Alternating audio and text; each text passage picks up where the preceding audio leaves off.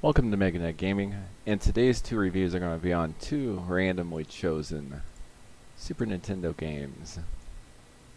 And the first one we are going to start with is going to be a classic game that uses Mode 7 graphics that most of you probably haven't heard of. But it was what was picked by Meg at using random numbers. Let's go ahead and get this pulled up. It is Space Football 1-on-1. A game that's only very loosely based on football. Either American football or soccer. And it uses Mode 7 graphics. So let's get into talk about this title. It is an interesting one. It's developed by Bit Studio. And it was published by Trifix Entertainment and Acclaim Japan. It's released in North America for the Super NES on June of 1992. It's a single and multiplayer up to 2-player futuristic sports game. Basically you use a retro grav hovercraft and it's one-on-one against another one. You must gain possession of a hovering ball. There's 32 levels to offer different obstacles, 12 different drivers to choose from.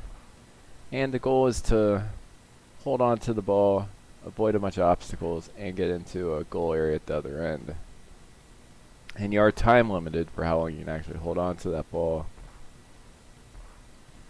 I'm going to show the very first part of me playing this game. If you don't know what the game's about, it is rather confusing to start. And I was playing on LCD TV as well, which very, very much hurt the graphical presentation. Playing on a TV more apt, better designed for displaying Super Nintendo games. The graphics don't look all that bad. For a Mode 7 game, it's a bit lackluster compared to F-Zero, but it gets the job done. It's just no Mario Kart or F-Zero. The game itself, I have some mixed feelings on it. When I first started playing this, given that I didn't read any instructions on it, I figured this was going to be a definite F grade game. Bottom of the barrel. Compete with Waterworld for the Virtual Boy. Once I figured out what the game was about, it was rather fun. And it's one of those games where it's one you could pop it in, play it, especially if it's 2-player, have a little bit of fun, put it back on the shelf. I'm probably not going to do a marathon sit through of it though. And beat the game in a sitting. If I was a kid, and if I had this game as a kid, I'd probably rate it a bit higher just because of nostalgia. But this actually isn't one that I had. And actually there's one, I forget what it's called, I think Hyperzone.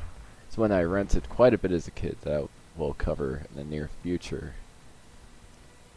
Just to see how I end up scoring it, and then reflecting on that to see how much that's nostalgia based. The game itself, the obstacles provide some challenge. The controls are a bit clunky, and the Mode 7 graphics aren't all that impressive. So you end up with a lot of scenarios where you just end up just almost confused where you are and turned around quite easily. It is a game that you could eventually master, but it would take some time, and it wouldn't be so much because the game is super difficult. It's because of the hardware limitations of the platform. And yeah, I do recommend learning how to play the game first. You don't kick the ball into the goal. Well, the ball-like object looks like a mushroom. You don't kick it into the goal. You have to actually carry it across into the little goal area. And you get awarded a 1-point touchdown. Here's one of the screens in between. Graphics, they're acceptable for the platform they're on. They do have a bit of charm in looking back. So it's based on an older game I believe called Ball Blazer. Problem is that game was a lot more fun to play. This one just gets old quite quickly, especially at the whole one-on-one thing. You end up spending most of the time just trying to chase down the ball and find it. more so than actually playing. And with the mode 7, that makes the depth perception a bit awkward. So once you figure out how to play the game, which is obviously not what I'm doing on the screen, this is more just to show off the graphics before I decide to figure out how to play it. Once you figure out how to play it, there's some fun to it. There's just not enough here to recommend a purchase. Unless, if you found it for less than $10 in a bargain bin, definitely pick it up. Otherwise, it's one of those titles where, unless you're trying to collect all the Mode 7 games, it's one that could be easily skipped. Just like it was easily skipped back then by most people. It's also not entirely clear, unless you pay attention right away up front, which goal is even yours. You can't score on your own goal, which is nice. And the opponent's AI is pretty bad at times, seemingly just kind of going in random directions when they should have easily scored touchdowns on me non-stop. But it does, the difficulty does increase as you go up in levels, which makes the AI appear to get better, but I'm not so sure if it's more the AI getting better or the opponent's just getting harder. So that's what we have here. Futuristic Mode 7 football-ish style game.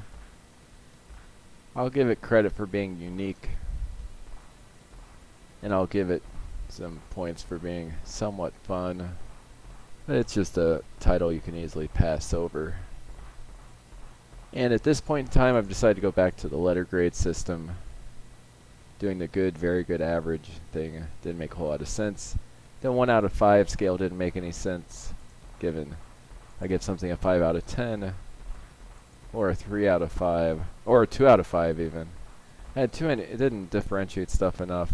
The 10-point scale, a 5 out of 10 to me is considered average, but for many people that's considered bad. There's nothing wrong with an average title. It's just average. And if it's an average title where you enjoy the license, you love the license, enjoy the style of game, probably one that's worth picking up. I'll go back to the letter grades, where a C game, a C is passable, a C minus is just right on the cusp of almost being average. A D game passes. It has enough there to be at least somewhat playable or fun, until you get to the bottom end of that, where if it's just barely playable or just not a whole lot of fun, it gets minus. And F is a game that's either outright just not fun at all or just not playable. So this one will go in the D category, and it'll be a roughly middle of the D's. It's playable, it's a little bit of fun, but not enough. It's definitely a below average title, considering all the other options you had. Really, if you want an interesting take on a sport, if you don't mind the violence, I'd go with the Mutant League football or hockey games. But if you want something more futuristic, and you like Mode 7 graphics, this will give you a little bit of entertainment. Just not enough to justify what it likely costs out there on eBay. Hope you enjoyed the review. Please like, subscribe, and have a great day. And look at that timing. I finally figured out how to score in this video as the review ended.